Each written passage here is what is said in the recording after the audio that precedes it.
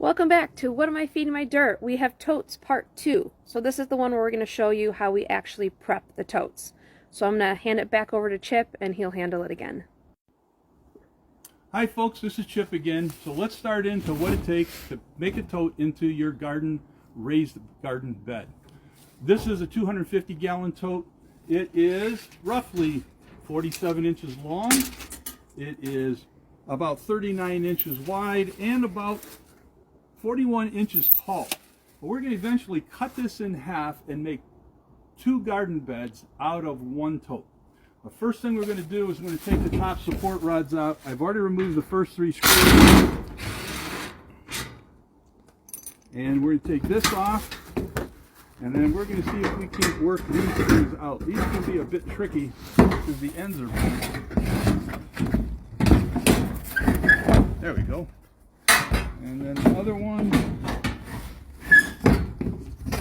And then we're going to stop it here and pull this thing out of here. Alright, so we've got our plastic out. We're going to use the cage.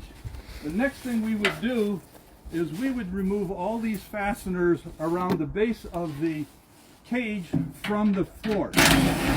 I'm not going to do it because we're going to use this for our watering tank in the spring. So we're going to take the cage out. We're going to measure down, and this is roughly 40 inches tall. This is roughly 19 inches from the top to this center bar. That's going to be about the same height as our plastic tub when we cut it. So what we would do is we would mark these tubes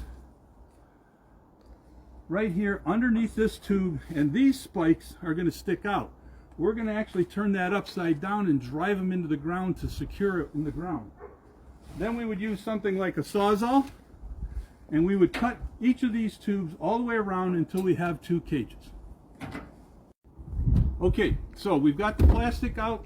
We've got our cage over there. We're going to leave that there.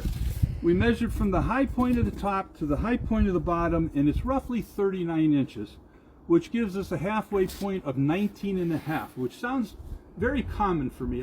All of them might be very little bit, but I think that's what you want.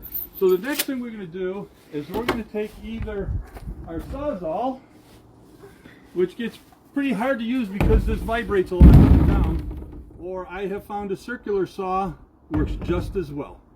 And that will cut right through this, and we're going to cut it in half. Now there's 2 more issues we want to deal with. Okay, well we have more to talk about, so we're going to do part 3. I'll be right back with that.